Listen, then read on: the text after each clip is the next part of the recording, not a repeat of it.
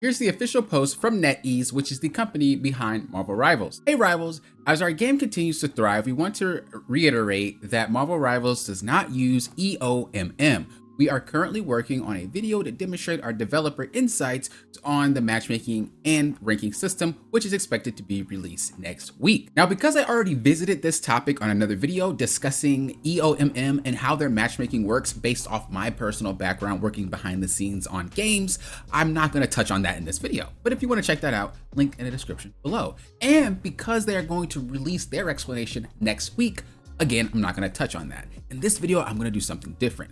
I'm going to share with you guys the reasons why players feel EOMM exists, and if I'm missing some, let me know down in the comments below on why you think they exist. And of course, if you enjoy the content, subscribe, that way you're notified for when it drops next week, because I'm definitely going to be covering it. Now, if you're new to the game or just new to the EOMM discussion, what is it? Engagement-oriented matchmaking. It has different ways you can say it, but I just say engagement-oriented matchmaking.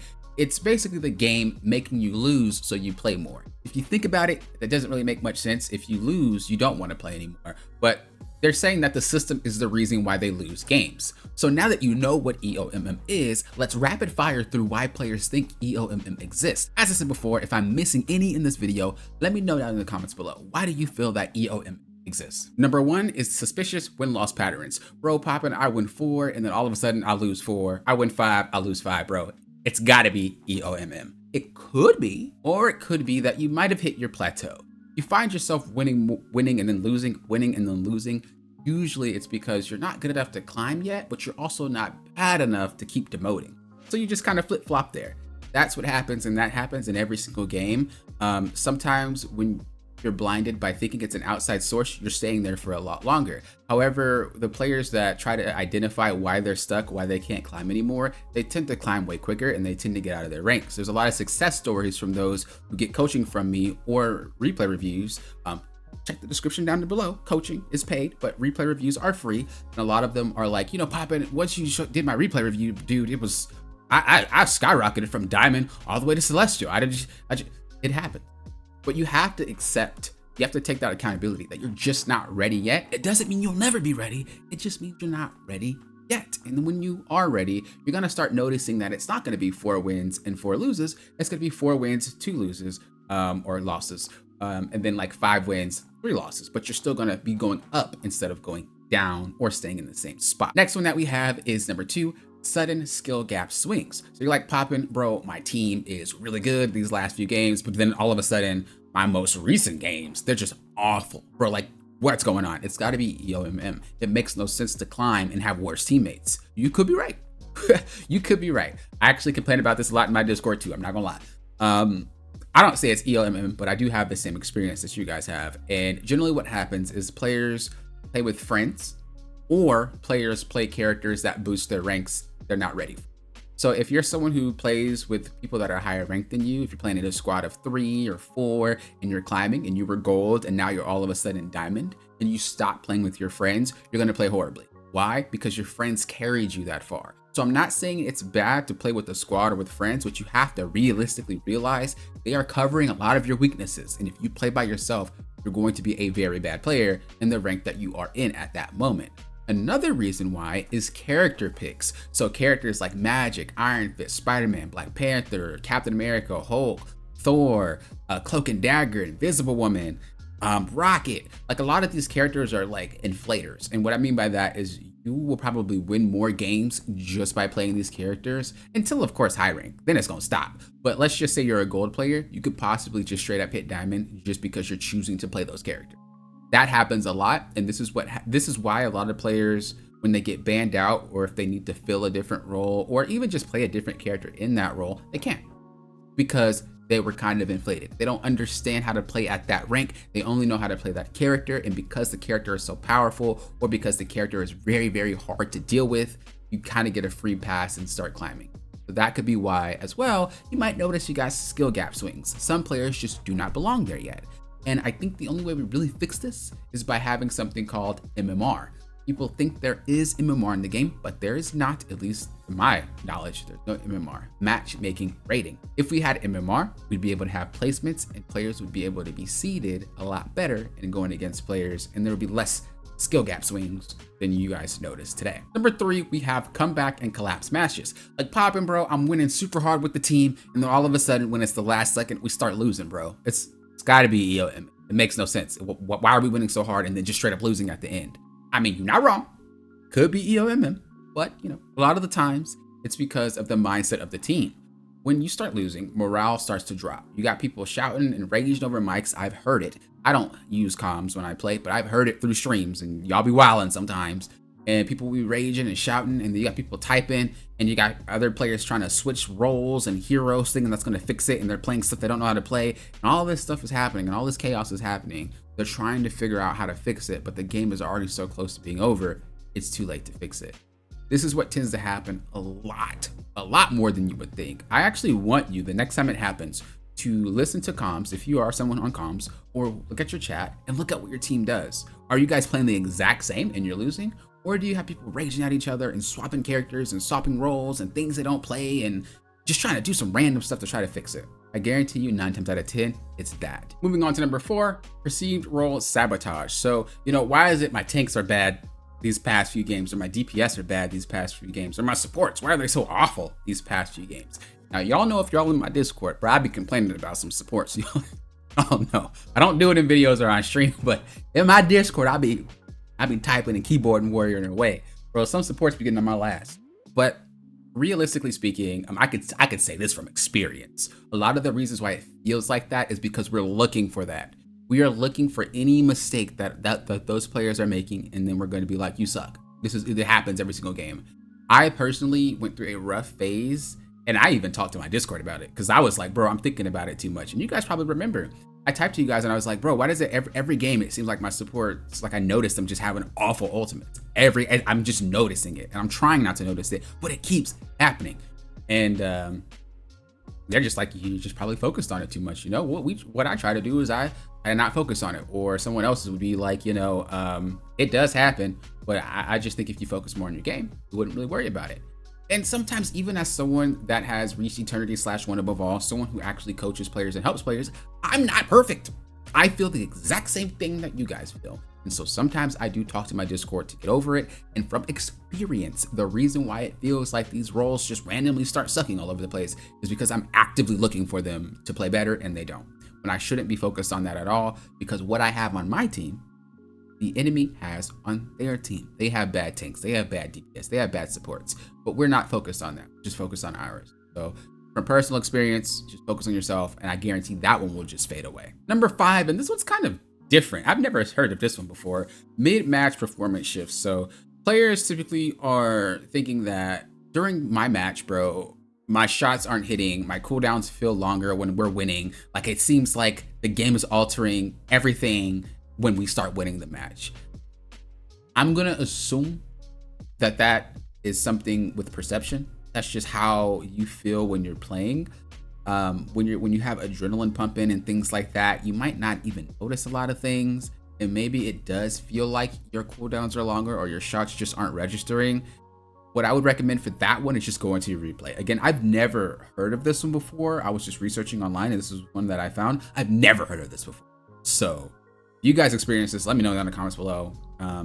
Out of all the students that I've coached and all the replays that I've done, I can safely say I've never heard of anybody complaining about this one, but I've never experienced it myself. Next one we have is sudden increase in throwers or AFKs. A lot of people feel like, well, when I'm on lost streaks, bro, I start getting AFKs and throwers like all the time, and that's why I'm losing. It's gotta be EOMM, because I'm winning a lot, and then they want me to lose, so they just give me these AFKs. It could be EOMM. No, it could be, I'm not gonna lie. Or, hear me out, it could just be our brains doing what our brains love to do. And they love to remember the bad things and not the good things.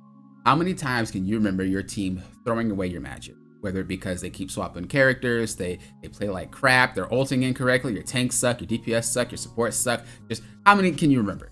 Now think about how many games you can remember being carried. You're gonna notice there's a drastic difference. I probably get a lot of throwers, but I'm probably throwing a lot of games. And for those of you that play with me, y'all know I will apologize real quick when I think I'm playing like crap. I'll be like, I'm sorry, I'm playing bad. And you guys will carry. But then the next game, you'll play bad and I'll carry. So there are situations where we play horrible and we just don't remember it. when our teams carry us, but we remember when our teams don't. This is just more of confirmation bias. This is just more of how we perceive things as humans. Our brains just like to remember all the negatives instead of the positives. You can even see this a lot in real life. There's a lot of things on the news and on Twitter and all that, all the negative stuff, because that's what humans are like. We don't like the positive stuff. This is the same exact case here. Moving on to number 7, queue time versus match quality. So this is something that I've actually seen before, and they're like, popping, bro, my queue pops instantly and my teams are just straight butt, like all the time. Whenever it pops too quickly, my teams are horrible. And whenever it takes too long, my teams are really bad. Why does that happen?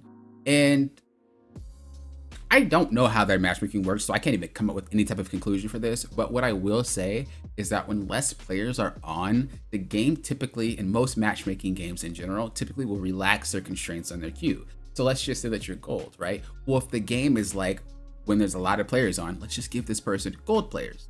Okay, but when there's less players on, it might start stretching into platinum. It might start stretching into silver. So you might see some silvers, you might see some platinums. Now you have to also keep in mind that some players could be playing with silver players. So let's say you're a gold player and you're like, there's a silver in my game. Well, what if a gold player was playing with a silver player? That can happen. So there's a lot of reasons to why that might feel that way. And as I said, I can't really give a definitive answer to that because I don't know. That's not something that I would know.